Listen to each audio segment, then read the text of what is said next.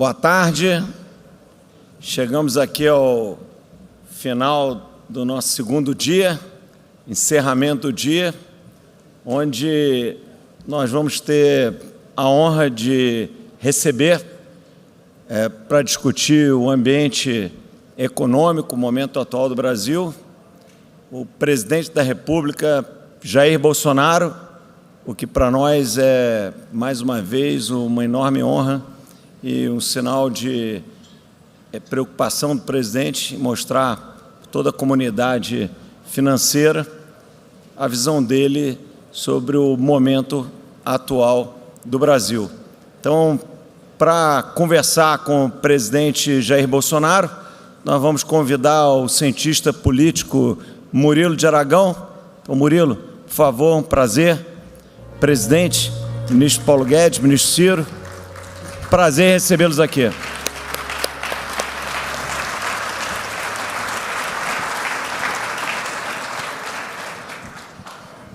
Boa tarde a todos, boa tarde, senhor presidente, boa tarde, senador Ciro Nogueira, boa tarde, ministro Paulo Guedes.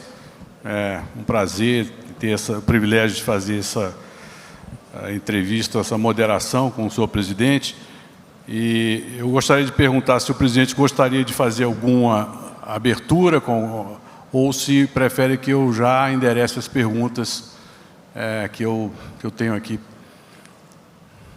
Eu gostaria de fazer uma pequena introdução. Ok, presidente. Ok? Adiante. Olá. Nós temos um quadro atual de antecipação eleitoral, tá?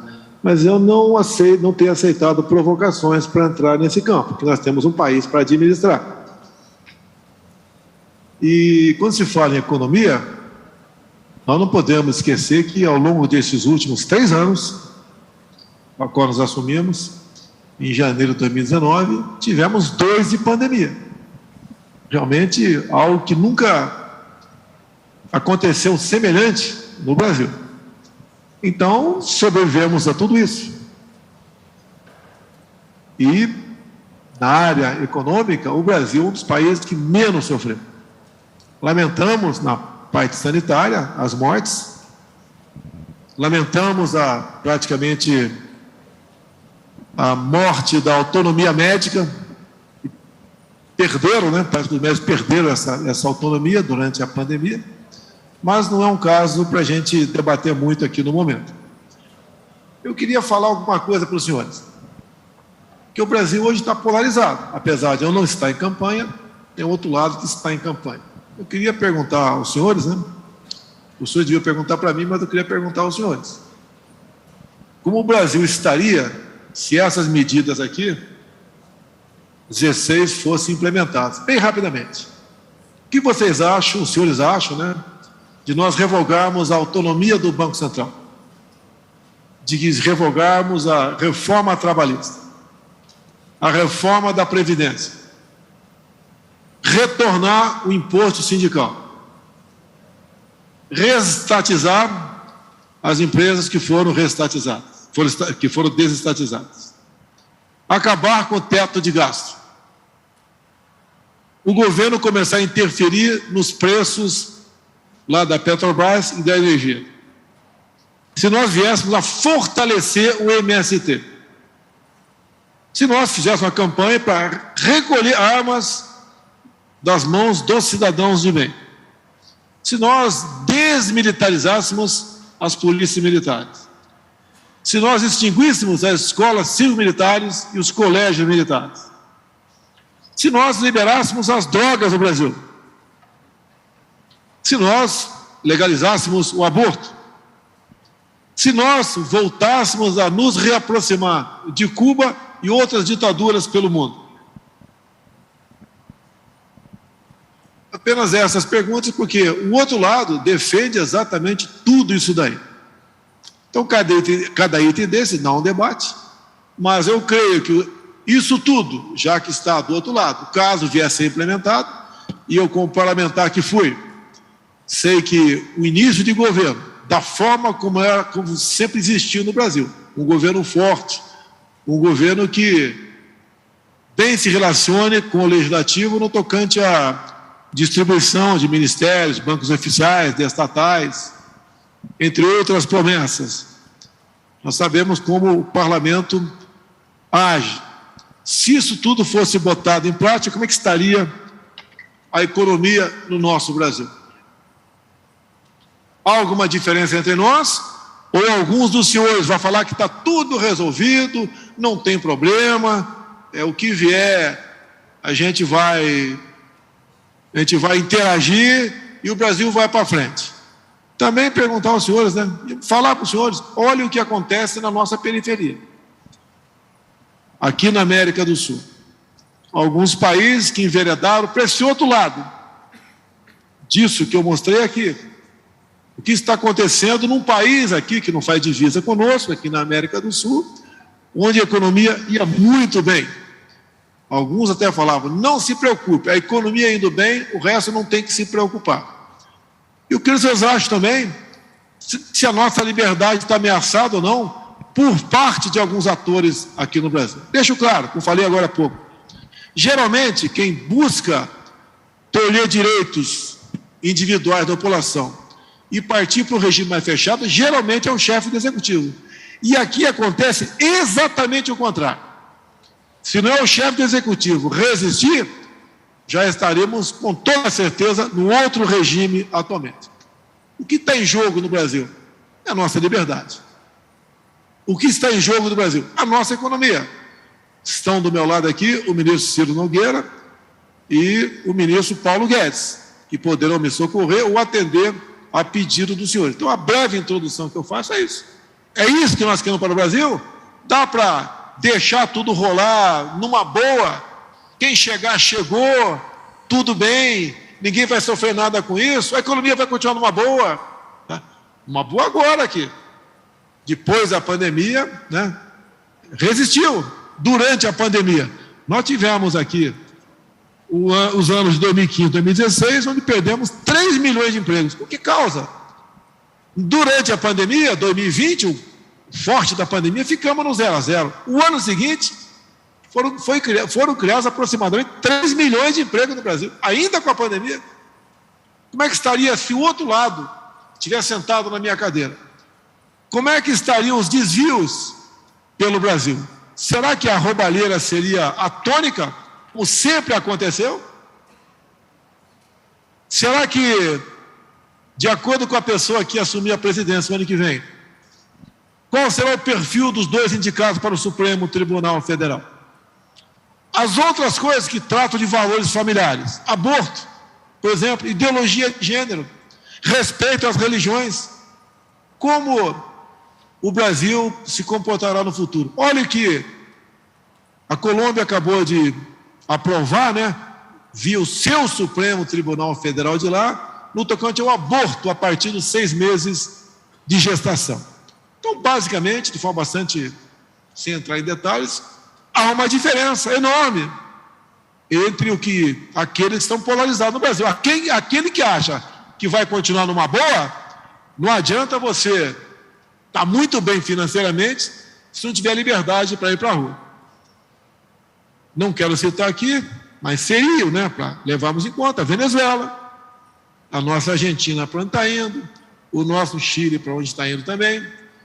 Eles lá ainda têm como buscar uma operação acolhida, como a Venezuela buscou no Brasil. Nós não temos onde buscar operação acolhida, a não ser se montarmos um toco de bananeira e fugirmos para a África, que para a América do Norte eu acho que vai ser difícil.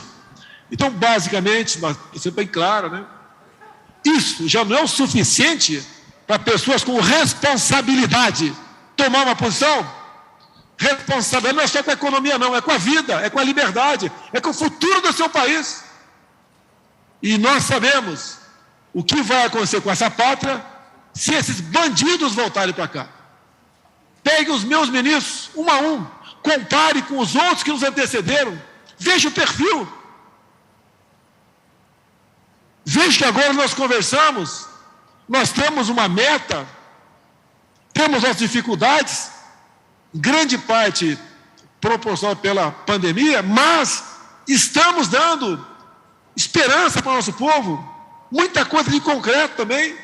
Olha o preço do dólar no dia de hoje, Está subindo o Brent lá fora. Se não é cair o dólar aqui, olha as consequências dos aumentos de combustíveis. Isso leva à inflação, leva ao descrédito do governo, nos leva a um local que nós não queremos ir. Todos nós temos defeitos, mas fazemos e damos o melhor de nós. Será que o que está faltando a muita gente nesse país, em especial a classe A, que somos todos nós, no tocante ao poder aquisitivo, no tocante também a formação? Dá para brincar com isso? Para onde estávamos indo? Nos últimos governos, vamos flertar novamente, ficar ao lado do abismo? É uma ida sem retorno. Todos têm que ter responsabilidade.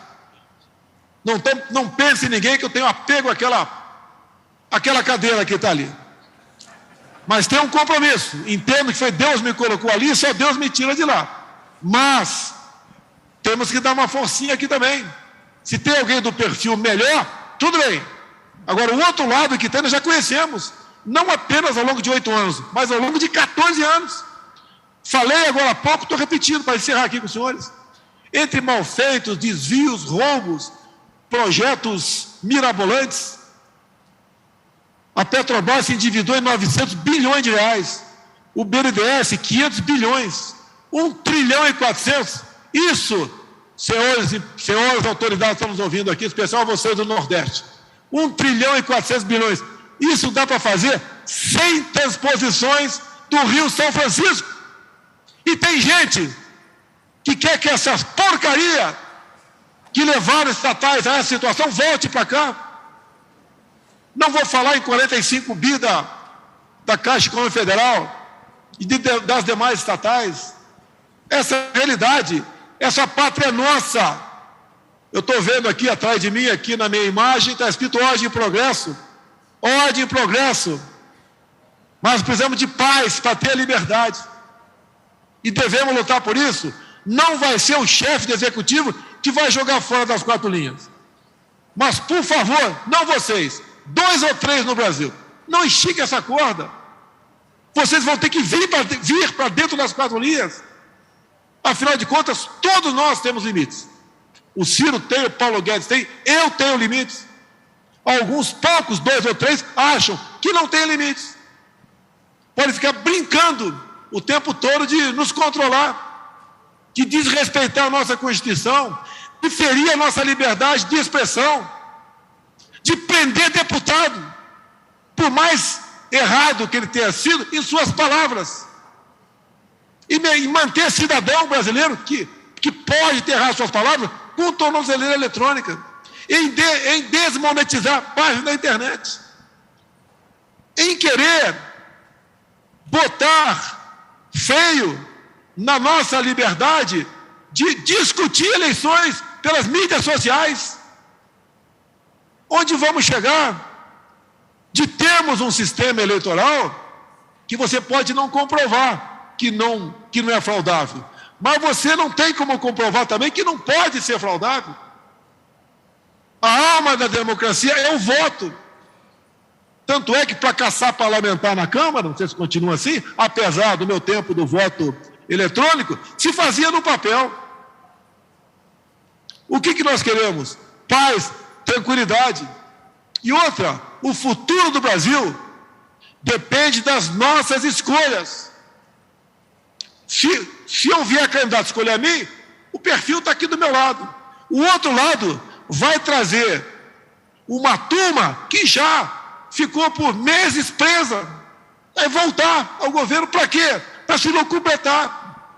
E vão estar cada vez mais conscientes, né? Bem, já que eu estou aqui, porque gostaram do que eu fiz. Vamos continuar fazendo. O que está em jogo é a nossa liberdade, é o futuro do nosso Brasil. Fui à Rússia tratar de alguns assuntos, um dos mais importantes, fertilizantes. A nossa agricultura, que nos orgulha a todos, leva um golpe quase que mortal sem fertilizantes. Fui negociar com o presidente Putin a questão de fertilizantes, entre outros assuntos, como depois tratamos na Hungria também. Somos tratados muito bem fora. cada vez mais o mundo quer mais interagir conosco. Se eu tivesse errado, os 38 países da OCDE não teriam, de forma unânime, nos convidar para entrar nesse seleto grupo. A grande imprensa, parte da grande imprensa, o grande pai da grande imprensa, só tem notícia ruim. Os números estão aí, os senhores estão sentindo. Temos futuro. Se eu não me engano, Paulo Guedes, janeiro foi o mês que mais entrou dólar aqui no Brasil. Os números estão aí. O Tarcísio, tá? É um excelente ministro nosso, entre outros, tá? Fez ressurgir o modal ferroviário. Devemos ter brevemente mais 20 mil quilômetros de ferrovia no Brasil. Obras fantásticas que ele faz, que nos orgulha. Um jovem capitão do Exército, formado pela AMAN e pelo IME, que nos orgulha. Assim como tantos e tantos outros ministros, como o Marinho, que levou água para o Nordeste. No passado, fizeram transposição de dinheiro, nós de água. Esse é um pequeno retrato do Brasil, que parece que alguns ficam de brincadeira. Ah, mas não tem problema, não sei o que lá. Alguém quer que eu me aproxime com Cuba hoje? Que eu faça outro Porto Mariel lá fora? Que pegue como garantia charuto? Ou empreste para a Venezuela para dar calote na gente? E continuam pagando com o dinheiro do FAT, entre tantos e tantos outros bilhões de dólares jogados o mundo afora? Daria uma palestra enorme, não remunerada, para eu falar sobre isso para vocês. O que falta para alguns é responsabilidade. Não sei de tudo que pode ser feito no Brasil. Se soubesse, dispensaria todos os meus ministros. Estaria sozinho aqui. E ninguém faz nada sozinho. Temos excelentes auxiliares do nosso lado. Não é só ministro, nós somos secretários, servidores, pessoas da iniciativa privada, entre outros que nos aconselham, como alguns dos senhores me aconselham. E nós temos essa responsabilidade. Nós queremos, não, nós exigimos e tudo faremos por um Brasil livre. Por um Brasil livre de corrupção. Dá para imaginar 3 anos sem corrupção? Não é por acaso. Se acontecer, a gente vai atrás. Nós estamos há 3 anos. Isso não representa nada para a classe pensante no Brasil? Ou acha que podemos flertar com o comunismo, com o socialismo? Uma rápida introdução, não sei se foi muito demorado, né? Mas desculpe o desabafo aqui, estou à disposição dos senhores. Bom, presidente, vamos às perguntas, depois dessa rápida introdução. Eu queria começar com um tema, e é bastante oportuna a presença dos 3 ministros, que é a questão do desemprego, que aflige muitos brasileiros. O senhor citou que foram criados 3 milhões de empregos no ano passado. Como o senhor vê a possibilidade esse ano do desemprego cair de forma relevante nos próximos meses?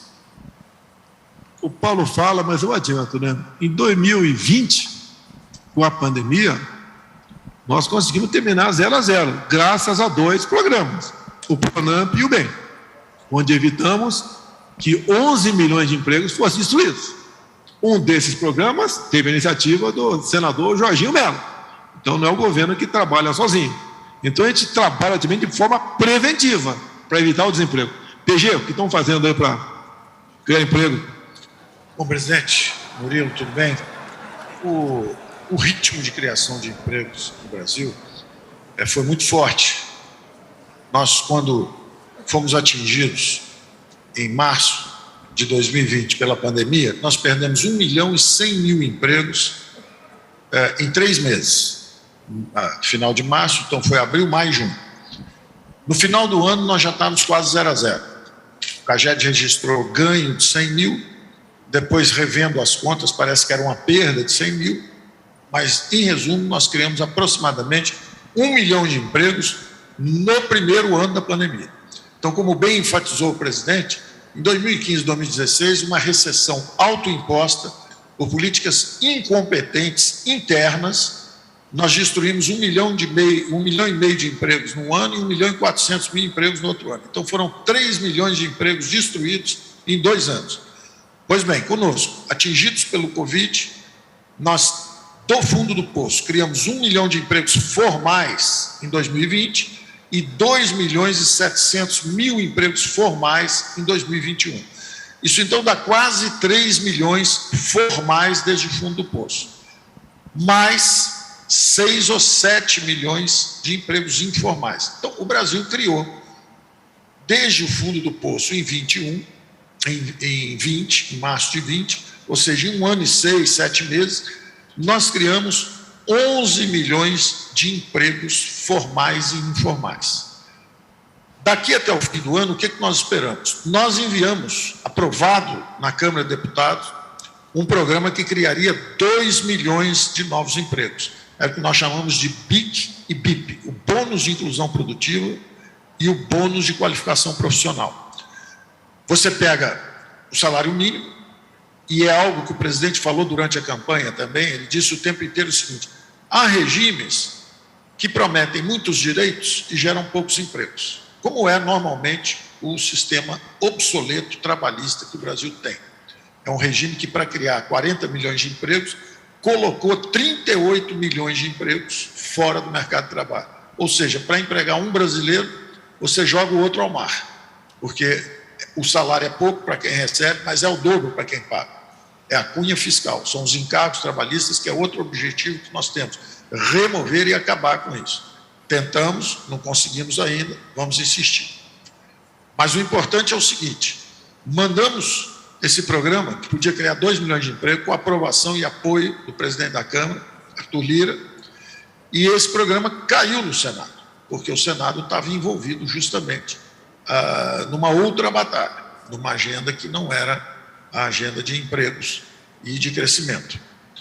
Nós pretendemos reapresentar isso. Isso pode criar 2 milhões de empregos, fora o ritmo de absorção normal nosso, que tem sido entre 200 mil e 300 mil durante a saída da crise, e agora pode ceder um pouco, mas também há a expectativa de 1 milhão de empregos novos criados pelo ritmo normal de crescimento da economia, que vai ser maior do que está sendo previsto.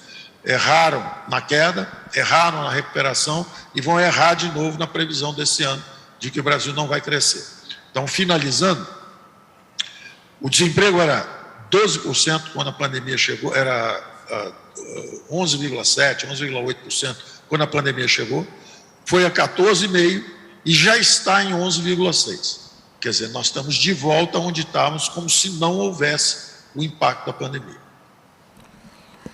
Presidente, outro tema ainda econômico que preocupa é o comportamento da inflação. A inflação é um fenômeno mundial, não é típico apenas do Brasil. Como o seu governo e o senhor vai tratar da questão ao longo do ano? Porque, obviamente, em sendo um ano eleitoral, o tema tem repercussões políticas e eleitorais. Então, qual é a sua visão de como combater o tema? Questão da inflação. O mais importante, eu entendo. Eu lembro de uma delação do Palocci, onde ele falou que tudo foi aparelhado para se roubar o governo, exceto o Banco Central. O que nós fizemos? Demos independência ao Banco Central. Eu abri mão de poder. Então, o Banco Central, no meu entender, é o agente mais adequado para se combater a inflação. Quando se fala, por exemplo, da inflação de alimentos, que teve no mundo todo, no Brasil não foi diferente. Nós estimulamos, via Banco do Brasil e Caixa Econômica, mais recursos para financiar a agricultura familiar. Se bem que a agricultura como um todo bateu recorde em recursos para o seu financiamento. Então, a inflação, no meu entender, parte por aí. É nós criarmos empregos, se combate a inflação, e criar também mecanismos de produção no Brasil, no caso o alimento, o mais importante. No tocante ao preço do combustível, que faz parte de uma correia transmissora da inflação, o dólar, ao bater R$5, compensa aumento do Brent lá fora. Então, estamos chegando a 50 dias sem reajuste do combustível. Eu não tenho como interferir, não vou interferir, mas eu acho que vai continuar esse preço, apesar de um pouco alto, apesar de termos que discutir a composição do preço do combustível, porque o ICMS incide em cima do preço final da bomba. Inclusive, o álcool é detributado. O álcool caiu na ordem de 1,30 nos últimos meses e na bomba não baixou um centavo. A mesma coisa a gasolina, também não baixou, por causa dessa política aí errada do ICMS. Mas tudo bem. A previsão de inflação no corrente ano está na casa dos 5%. PG, quer complementar aí?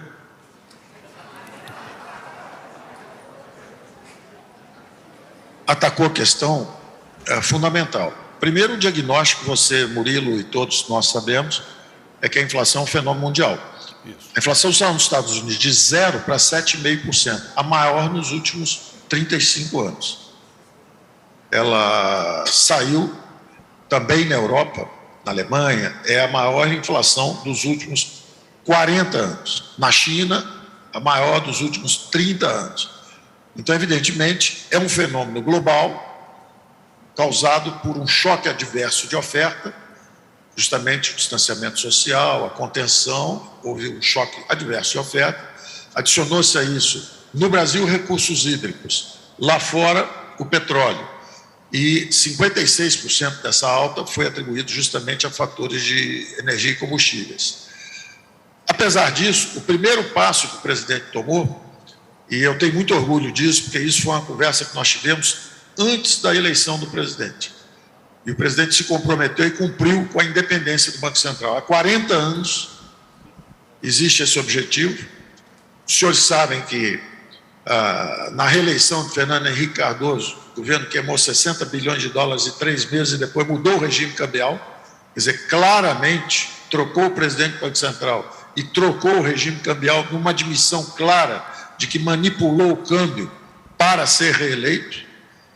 Novamente, na passagem do governo Lula para o governo Dilma, houve também muita reclamação do mercado financeiro, que o Banco Central tinha ficado atrás da curva para garantir a transição da Dilma, do Lula para Dilma, e depois, para a Dilma ganhar a reeleição, houve muitas críticas ao então presidente do Banco Central, Tom Bini, que teria trabalhado para a reeleição também, e o presidente corajosamente lançou a independência do Banco Central no momento exato em que o aumento de materiais de construção e o aumento de produtos alimentícios e o aumento de combustíveis começavam.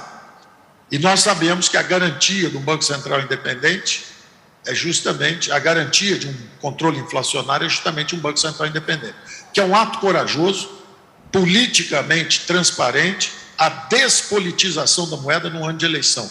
Nenhum presidente teve coragem de fazer isso. Nenhum presidente teve a coragem de fazer isso. Então, eu esperava que, pelo menos, houvesse esse reconhecimento pelo destemor político, pela transparência, pelo compromisso com os valores de ter um país com moeda forte. O presidente tomou essa atitude.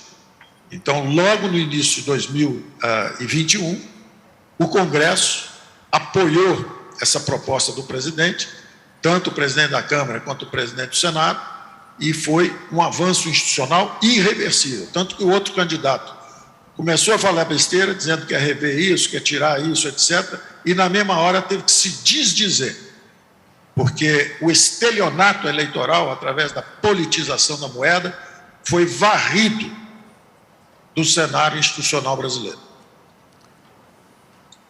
Tocar num assunto que é extremamente importante, ou seja, é vital para o Brasil. O Supremo Tribunal Federal está discutindo um possível novo marco temporal para se demarcar terras indígenas. O placar está 1-1, o ministro pediu visto. Se for aceito um novo marco temporal, nós que já temos no Brasil uma área demarcada como terra indígena, equivalente à região sudeste, Minas, São Paulo, Rio e Espírito Santo, teremos mais uma área equivalente à região sul, Rio Grande do Sul, Santa Catarina e Paraná. E pela localização geográfica dessas novas áreas, teremos mais uma área, tamanho do estado de São Paulo, inviabilizada para o agronegócio. Será um fim do Brasil.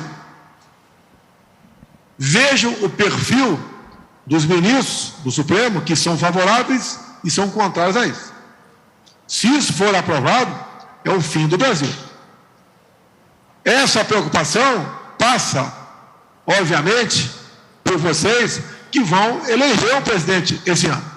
Então, de acordo com o perfil do presidente que assumiu o ano que vem, ele bota mais 2 dentro do Supremo e vocês sabem para que lado vai pender essa balança. Então, tem muita coisa em jogo no corrente ano, mais que a nossa vida, a nossa liberdade e a nossa independência.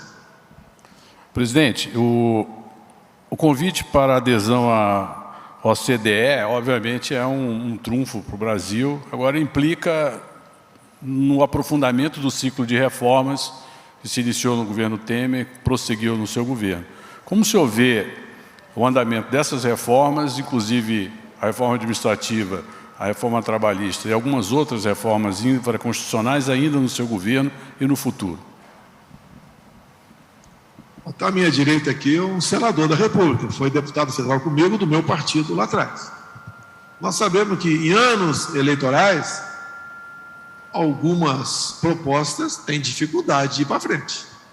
Nós apoiamos a reforma administrativa, até porque ela atinge os futuros servidores, não os atuais. Então, privatizações, por exemplo. Temos os Correios, está na iminência de sair, está lá no Senado. Tem também a Eletrobras. São reformas que nos interessam. Mas o parlamento é muito sensível nesse momento. Eu lembro em 2002, o presidente era o FHC. O ministro do Trabalho era Francisco Dornelles. Eu votei favorável a uma reforma trabalhista semelhante à do Temer. Quase perdi meu mandato, porque fomos massacrados, em especial na internet, não era muito forte naquele momento, mas a internet teve seu peso, como nós estivéssemos trabalhando para revogar, deixar de existir, suprimir, com hora extra, com licença gestante, com férias, com fundo de garantia, etc. Então, essas reformas nossas, como se fala administrativa, que não atingem os atuais servidores, o parlamento fica sensível à campanha que vão fazer contra eles, caso o parlamentar vote essa proposta. Pode ser aprovado no corrente ano? Pode, mas é um complicador a mais. É o ano para a gente aprovar o que pode ser aprovado, porque o parlamentar busca a reeleição dele. Eu fui parlamentar por 28 anos, então sei como funciona e sei como votei também no passado. Então, dá para prosseguirmos muita coisa, dá. Mas o momento agora é de aprovar o que é possível ser aprovado para a gente prosseguir, com a nossa busca sempre maior da liberdade econômica, de iniciativa, etc., fazemos o Brasil melhor lá na frente. DG.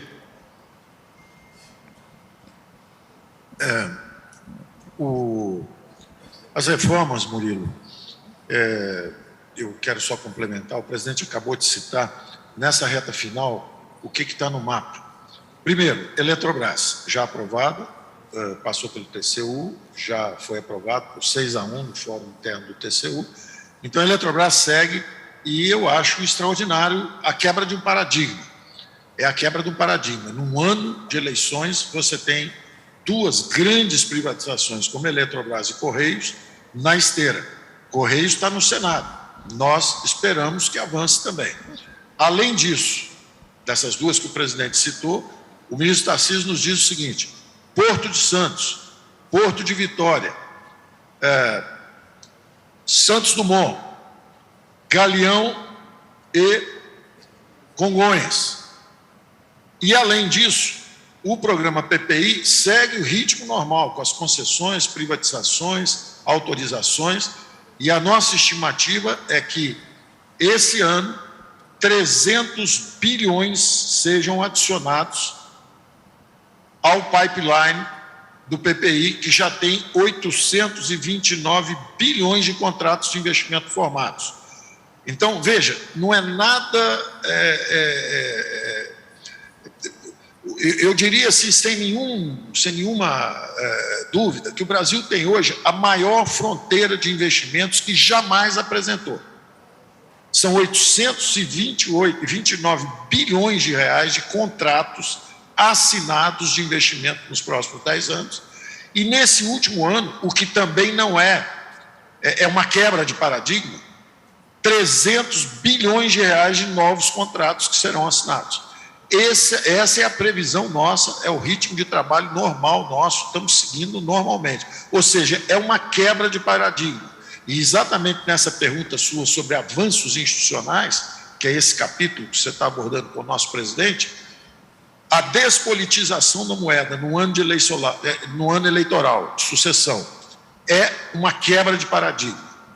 Revela o destemor, o patriotismo e o compromisso do presidente com o Brasil.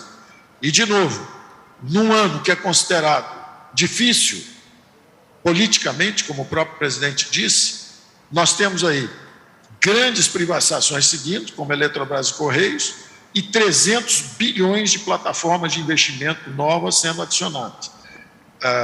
Então, eu acho que é uma demonstração inequívoca de quebra de paradigma num ano eleitoral. Perfeito, presidente. Queria saudar a todos, Murilo, André. Eu acho que esse caminho é um caminho irreversível. Nós nunca tivemos na nossa história, eu já tenho 26 anos de parlamento, um Congresso tão reformista como o que foi eleito com o presidente Bolsonaro. Eu acho que nós temos agora que avançar, o país não vai retroceder. Essas reformas são exigência não desse governo, mas são exigência da sociedade. Da população que quer reforma, quer melhor serviço, quer um Estado mais enxuto, que possa ter o cidadão como prioridade, né? A população não quer mais as estatais sendo loteadas entre os políticos, como acontecia no passado, os ministérios com porteira fechada, como forma de barganhar aprovações no Congresso. Eu acho que isso foi um avanço que nós não temos mais como retroceder. Eu não tenho dúvida que com a reeleição do presidente Bolsonaro, nós iremos implementar todas as reformas, não por exigência desse governo, mas por exigência da sociedade, que irá eleger um Congresso Nacional ainda mais reformista, porque sempre as eleições parlamentares, presidente, são um reflexo muito das eleições municipais. E nós tivemos, na eleição municipal, praticamente a esquerda varrida do nosso país. Nós tivemos uma vitória muito grande do centro e da direita no nosso país, e eu não tenho a dúvida que isso vai se refletir nas eleições desse ano. Presidente, tem dois temas muito importantes, sensivelmente, politicamente sensíveis, que é a questão fundiária e a questão ambiental. A questão ambiental, o senhor vê o Brasil sendo injustiçado no tratamento que recebe? Eu complemento, porque o Brasil tem uma das legislações ambientais mais rigorosas do mundo. Há, sem dúvida, um problema de implementação, até porque é compartilhada a implementação da legislação com municípios, estados e a federação. Mas como o senhor vê a questão ambiental, após todo o debate sobre o tema no seu governo e agora no final do seu governo?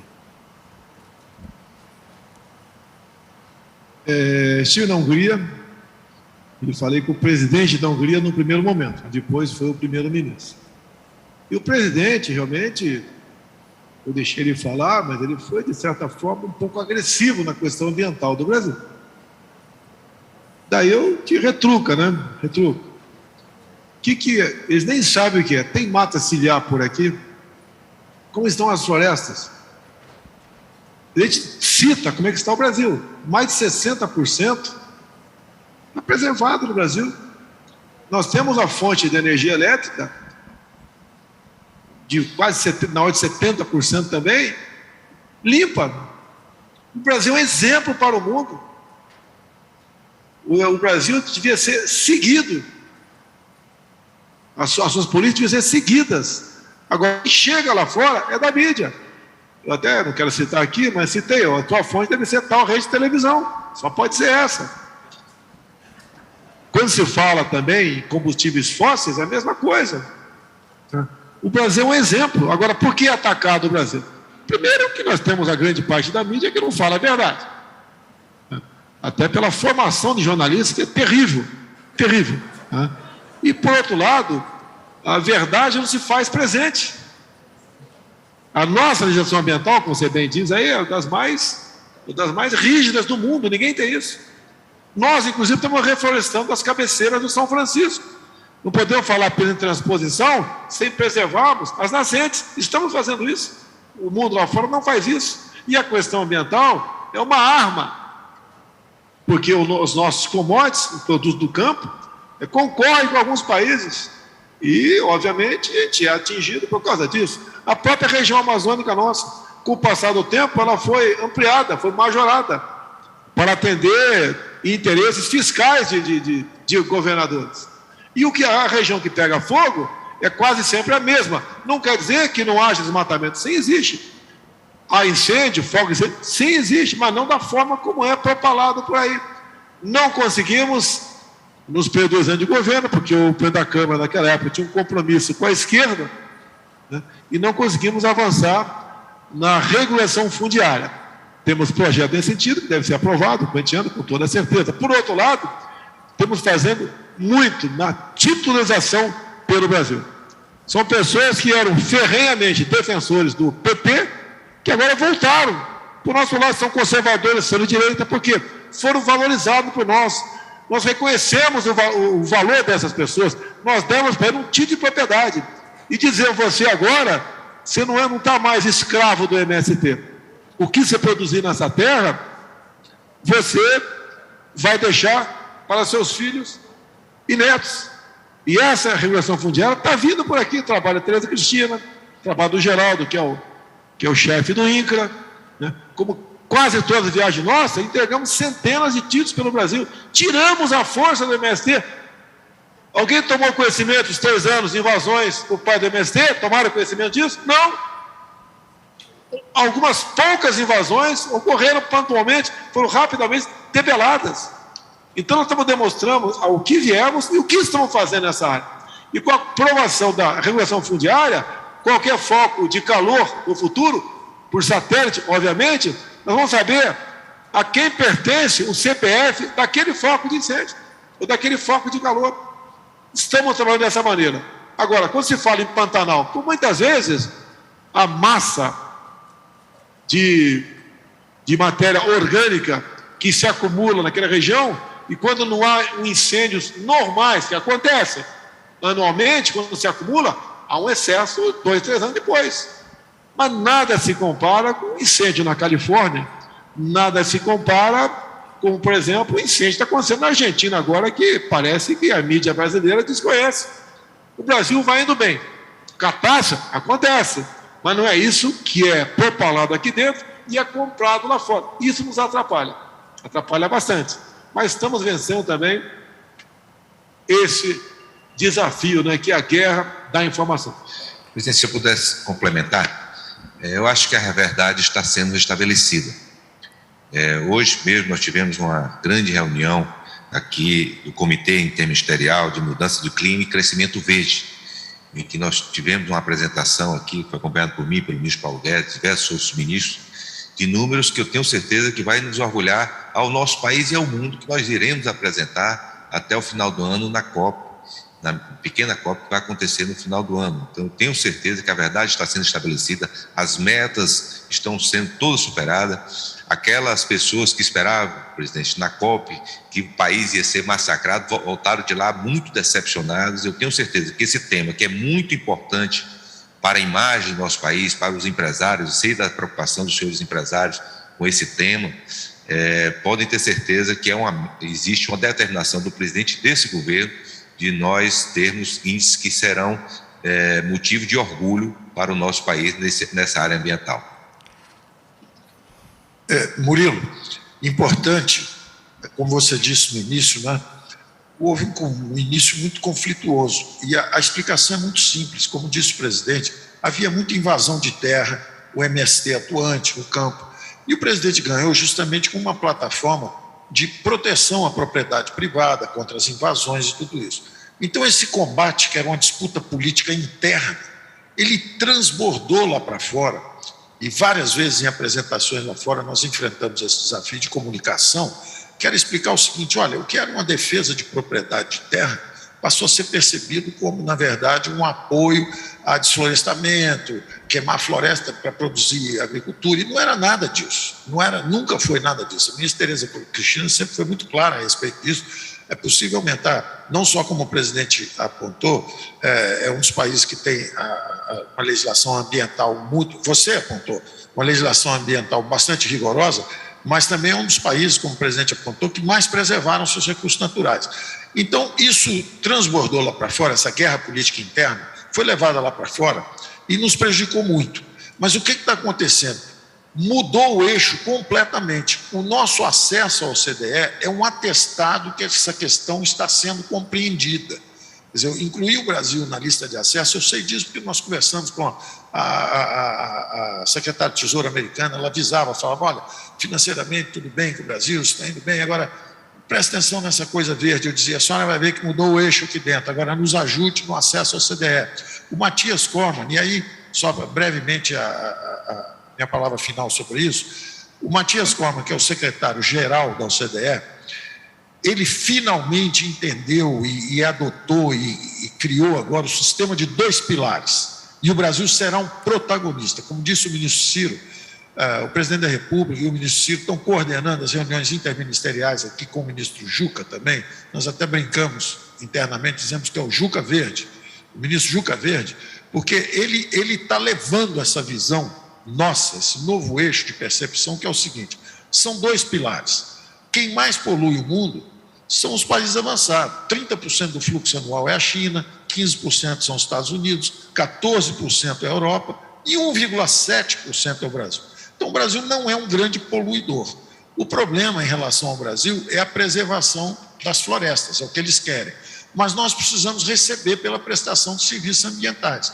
Então, nós já estamos fazendo nosso movimento aqui e seremos protagonistas. Estamos criando um mercado de crédito interno de carbono. Já criamos o CPR Verde, justamente para pagamento, pela primeira vez no Brasil, uma ferramenta para pagamento de serviços de preservação ambiental, e o secretário-geral da OCDE concluiu, de acordo conosco, o seguinte, daqui para frente o sistema tem 2 pilares. O primeiro pilar, vamos tributar os poluentes, os poluidores. Só que o Brasil é um pequeno poluidor. Ele não polui tanto quanto China, Estados Unidos e Europa, como os avançados. Agora, por outro lado, vamos também pagar os serviços ambientais de quem preserva. E nesse espaço estão Brasil, particularmente Brasil, Índia e Indonésia. E nós 3 já temos um acordo entre nós, os 3 países emergentes, que é o seguinte, em vez de termos cada um mandato de 1 ano, o G20 é presidido agora pela Indonésia, o ano que vem pela Índia e no ano seguinte, em 24, pelo Brasil. Em vez de termos 3 mandatos breves, vamos ter um mandato de 3 anos com rodízio, com revezamento no comando. E estamos acertando entre nós exatamente isso, que nós vamos prestigiar muito essa questão verde, vamos assumir o protagonismo no mundo, porque o Brasil é a maior potência verde do mundo. Então, o Brasil é a maior potência verde e a 4ª maior potência digital. Então, justamente nesses temas que são o futuro, verde e o digital, o Brasil vai assumir o protagonismo. Tarcísio, se for possível, o Murilo, se for possível, dá a palavra para o Tarcísio aí, que ele está... ia dar, participar, contribuir. Não, vamos sim, eu ia perguntar aqui sobre concessões. Presidente, aqui o Tarcísio deu um show aqui já.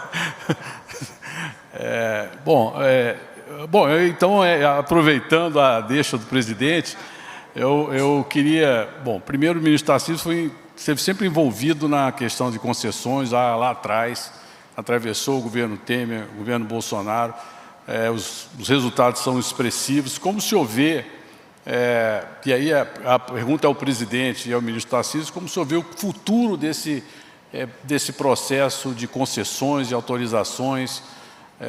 Inclusive tem um debate no Supremo Tribunal Federal também sobre concessões que foram transferidas, né, um debate importante no Supremo. Então, como se vê essa evolução desse tema no ambiente eleitoral e no ambiente pós-eleitoral? Bom, vai lá, ministro. Presidente, boa tarde. Paulo, Ciro, boa tarde Murilo, boa tarde a todos. Olha, nós vamos caminhar para ter a infraestrutura mais privada do mundo. O programa de concessões brasileiro é um programa bem sucedido, é um programa muito bem estruturado. A gente sempre fala que nós temos o que o investidor quer, que é um grande mercado consumidor, um grande portfólio. Nós temos excelentes ativos, uma modelagem muito sofisticada e a gente está procurando responder os anseios dos investidores em termos de resultado, né, em termos de retorno. Então, eu diria que o nosso programa está sendo bastante consistente e vai nos levar a ter a infraestrutura mais privada do mundo, porque a gente vai ter agora ferrovias autorizadas, a tendência é que a gente tenha a migração das ferrovias concedidas para o regime de autorização no futuro, pelos mecanismos que foram criados na lei de autorizações.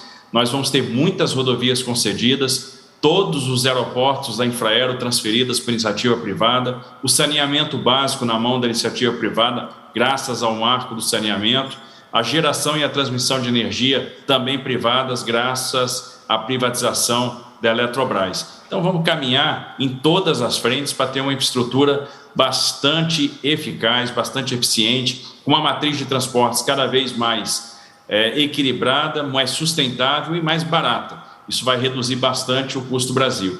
E a grande vantagem é blindar os investidores dos soluços fiscais. Nós vamos realmente ter uma fonte segura de financiamento. Então, o mecanismo de poupança vai deixar de ser um problema.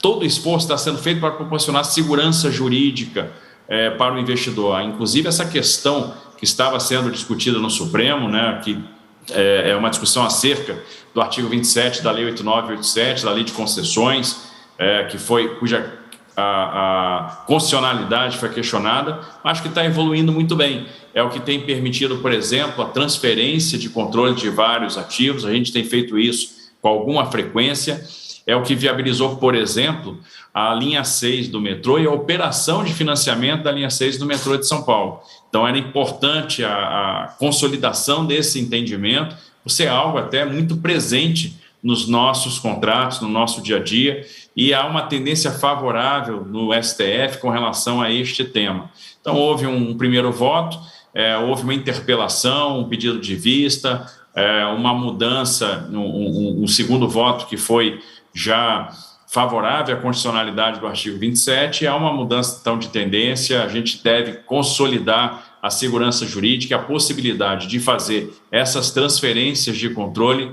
nos contratos de concessão. A perspectiva é muito boa, como falou o ministro Paulo, já são 829 bilhões de reais em contratos, nós vamos terminar esse ano superando R$1 trilhão, e dos 17 trilhões de dólares lá que tem de excesso de liquidez lá fora, R$1 trilhão a gente está cravando aqui em pouco mais de 3 anos. Então, isso é muito interessante, vai fazer com que o Brasil, nos próximos anos, seja de fato um grande canteiro de obras, e a infraestrutura vai ser uma alavanca para a geração de emprego e uma alavanca para o desenvolvimento, para o crescimento do Brasil. Muito bem. Presidente, eu queria fazer uma pergunta de natureza política, eu só tenho o auxílio luxuoso do senador Ciro. O senhor, com 28 anos de experiência no parlamento, como o senhor vê a composição do futuro parlamento? Quer dizer, há uma modificação em curso por conta da legislação eleitoral, uma redução de partidos, uma discussão sobre federação de partidos, mas como o senhor vê, como é o jeito que o senhor vê, e com o ministro Ciro também, a composição do futuro Congresso Nacional? Porque, no fundo, essa é uma grande preocupação para o investidor, para saber se todos os avanços institucionais que ocorreram nos últimos anos no Brasil terão a sustentabilidade no próximo ambiente político, no próximo ambiente legislativo. Presidente. Lá atrás, quando se reclamava do Congresso, Ulisses Guimarães respondia: espere o próximo. O que eu posso dizer para os senhores? As eleições de 2018, houve uma grande melhora do parlamento. E eu tenho certeza, com a liberdade das mídias sociais que temos no momento, onde a população cada vez mais conhece o que é cada poder, como esses poderes interagem e quem está na frente dele. O povo sentiu na pele, por ocasião da pandemia, alguns prefeitos abusando e a Câmara de Vereadores não fazendo nada. Eles aprenderam a dar valor agora também a um voto para um vereador, que muitas vezes a pessoa não dá bola, não se preocupa, mas o que aconteceu em 2018 e o que vai acontecer agora em 22, no meu entender, haverá uma grande melhora das casas legislativas, porque a renovação é salutar. Houve a renovação já do Supremo Tribunal Federal, com 2 que eu indiquei. e quem for eleito indica mais 2. Ou seja, praticamente 40% do Supremo vai ser renovado também. E você, povo, é que vai dizer o perfil, porque o perfil vai estar de acordo com aquele presidente que você eleger. E hoje em dia, né, com a nova legislação eleitoral, tá, com a diminuição do número de candidatos até, que vai dar para fazer uma melhor depuração do que está acontecendo, eu acredito que o Congresso de 2023, com todo respeito aos atuais, que tem muita gente boa lá, mas vai melhorar e muito, e vai se direcionar mais para o centro, para a direita, abandonar a esquerda, que a esquerda é o sinônimo do fracasso, da corrupção, do atraso. Então, acredito que vamos melhorar o parlamento e vamos ter menos dificuldade para aprovar reformas no futuro. Ciro. Eu não tenho dúvida, presidente, que nós vamos ter um Congresso ainda mais reformista, né? É um caminho, como eu volto a dizer, Murilo, é um caminho sem volta. Você que é um cientista político já experiente, pode olhar, historicamente, toda eleição do Congresso Nacional ela é um reflexo do que aconteceu nas eleições municipais. Então, eu acho que nós vamos ter um Congresso ainda mais reformista. Acho que as pessoas que atrapalharam, tiveram muitas pessoas que atrapalharam uma série de reformas que poderiam ter sido aprovadas, terão muita dificuldade de se explicar para a população. Existe um sentimento da população de ter um Estado mais enxuto, que preste melhor serviço à população. Essas reformas que nós poderíamos ter aprovado, que poderíamos ter um país muito melhor hoje. Às vezes eu fico me perguntando, Murilo, o que seria do Brasil se nós tivéssemos chegado na pandemia e nós não tivéssemos aprovado a reforma da Previdência, por exemplo. Nós não tivéssemos preparado o nosso país para enfrentar este momento em que nós fomos capazes de investir mais de 700 bilhões de reais para cuidar da população e proteger emprego e as empresas do nosso país. Então, essas situações foram importantíssimas e eu não tenho dúvida, nós iremos ter um quadro político mais enxuto por conta do fim das coligações. Achei um retrocesso a manutenção dessas federações, que isso aí apenas foram criadas para manter alguns partidos que já deveriam, que não tem mais representatividade popular, porque não tem voto, mas nós iremos ter um quadro mais enxuto, e eu tenho certeza, um quadro político ainda melhor a partir do próximo ano. Presidente, ainda se referindo um pouco ao convite da OCDE, e ao ambiente de negócios, o Brasil criou 3 milhões de empresas no ano passado, acho que aparentemente. Mesmo assim, a nossa burocracia ela é infernal. Como o governo trata do tema agora na reta final? O tema continua prioridade para o senhor, para a equipe econômica, desburocratizar, digitalizar o governo, simplificar a vida do cidadão, simplificar a vida do empresário, do empreendedor, do pequeno empreendedor. Como o senhor vê esse tema? É um tema que nos é muito caro. Você pode ver, a lei da liberdade econômica também ajudou a gente a enfrentar a pandemia. Não sabia que ia acontecer na frente, né? Mas ajudou a enfrentar a pandemia. As normas regulamentadoras, que o Marinho trabalhava lá com o Paulo Guedes, não era ministro ainda, trabalhou para dar uma certa saneada nelas, eram milhares de normas. Caiu a metade praticamente. Imagine, um fiscal, ao ir no banheiro da tua empresa, tinha 45 itens para te multar, passou para 4. Então isso, a digitalização do governo também. Olha o PIX, como é que nasceu o PIX? Depois do auxílio emergencial, de 2020 e 2021, né? Onde só em 20 gastamos o equivalente a 15 anos de Bolsa Família, nós cuidamos do povo. Nós temos a sensibilidade para atender os mais humildes. Tivemos, então, num primeiro momento, aproximadamente 40 milhões de pessoas que nunca tinham entrado no banco e passaram a ter uma conta bancária, onde, então, veio a ideia do PIX, que ajudou em muito os mais humildes a fazer negócio, sem tarifa, sem taxas. Algo fantástico, não deixou de ser uma desburocratização. A pessoa com o cartãozinho do PIX na mão passou a ser um microempresário. Então isso tudo, entre outras coisas que o Paulo Guedes pode complementar aqui, talvez o Ciro também, é a marca do governo, a marca da nossa responsabilidade, compromisso em tirar o Estado do cangote do povo. Quanto menos Estado, melhor. Olha que está publicado no Diário Oficial da União de hoje. é um ato vinculante, uma norma vinculante, que é o termo, né? Parecer vinculante da Advocacia Geral da União, que depois de assinar vira lei, os empresários não precisam mais pagar, por exemplo, contribuição previdenciária em cima do ticket alimentação. Parece que é pouca coisa, não, é mais uma medida para desburocratizar e ajudar, né, na diminuição de impostos no Brasil. Então, é uma afinidade de coisas que vão fazendo constantemente, onde nós, do pessoal, tem iniciativa de buscar alternativas, né? Muitas vezes eu sou surpreendido por parte de assessor, por parte de ministro, de boas medidas a caminho. Então, tirar o Estado de cima do povo, isso é fundamental. E desde o primeiro momento trabalhamos em cima disso. Interessante, Murilo, que você perguntou isso. Nós estávamos com o presidente lá embaixo, numa solenidade, exatamente sobre o gov.br. A Secretaria de Desburocratização, Gestão Digital, Gestão e Governo Digital, tem justamente a figura do secretário Caio Paz Andrade, que foi um grande empreendedor no campo de digitalização, e nós fizemos uma revolução silenciosa. Nós estamos lá embaixo agora, o presidente anunciando a identidade nacional, a identidade única. Em vez de termos várias identidades, 500 documentos diferentes, CPF, identidade, cadastro comercial, tudo, cada brasileiro agora tem a identidade única, a identidade digital. E isso é parte de uma configuração bem maior. Por exemplo, aconteceu uma revolução silenciosa na administração pública brasileira.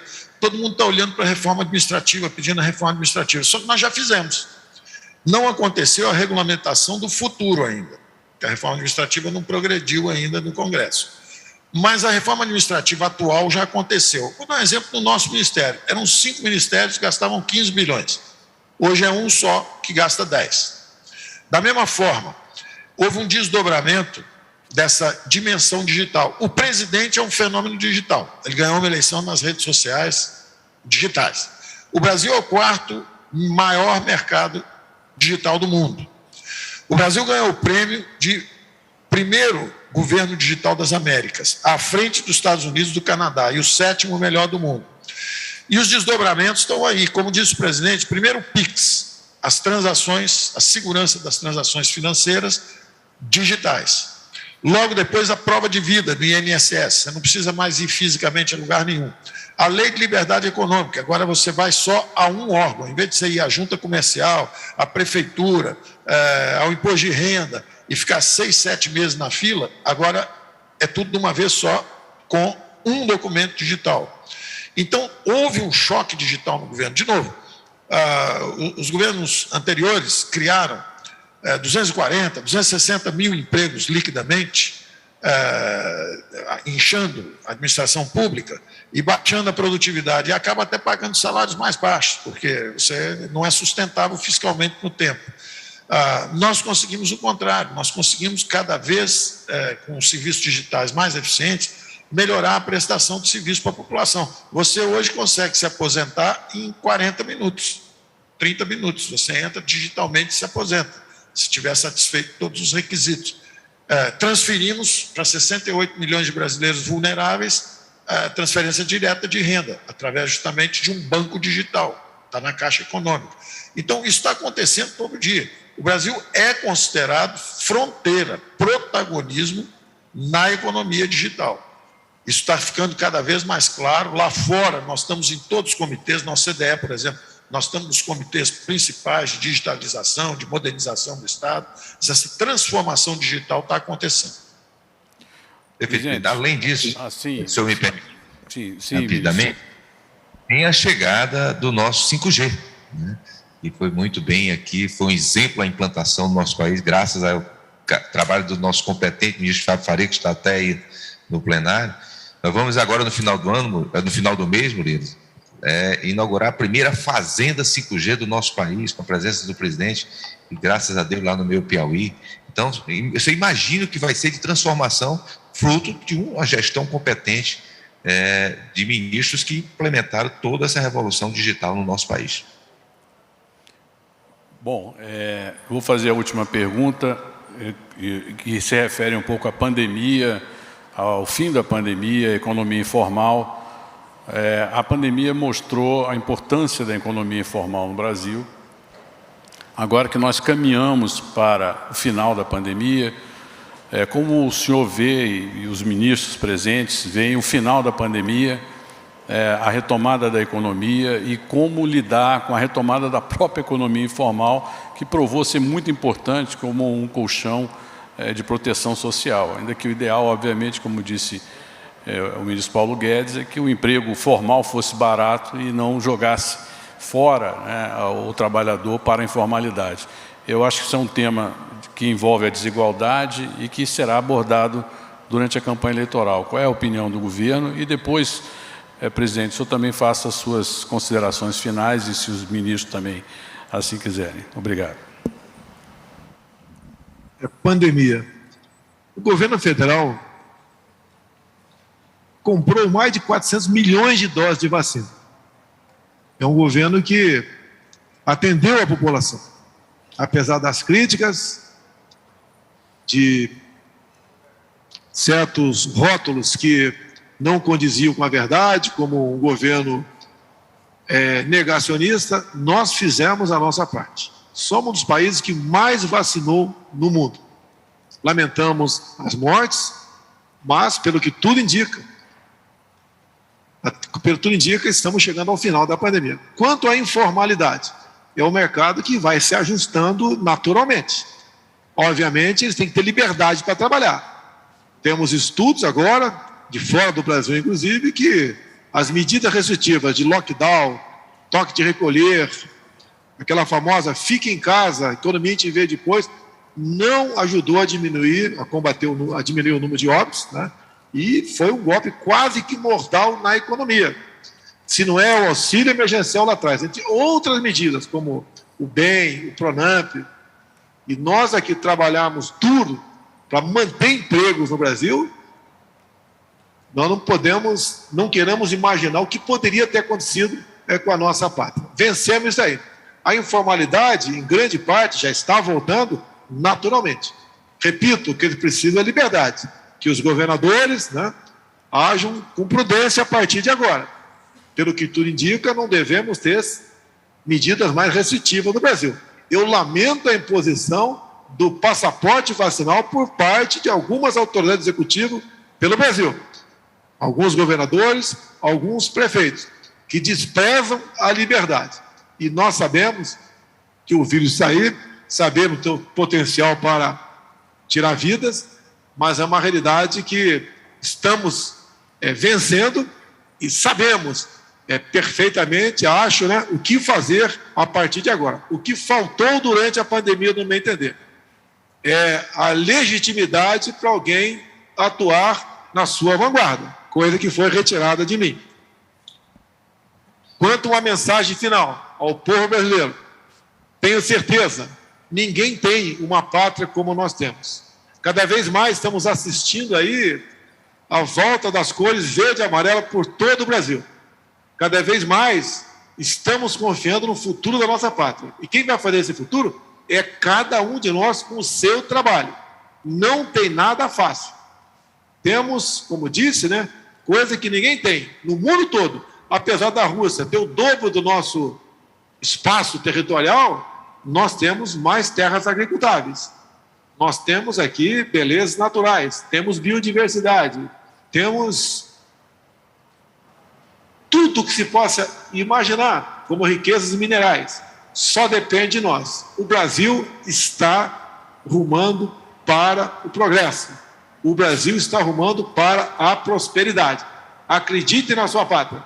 Acreditem, como eu acredito, né, em muita coisa nesse país. E por parte do governo federal, o respeito à família, o respeito às religiões, o respeito à liberdade de opinião e o trabalho de cada um é que nos colocará, sim, numa situação de vanguarda perante os demais países do mundo.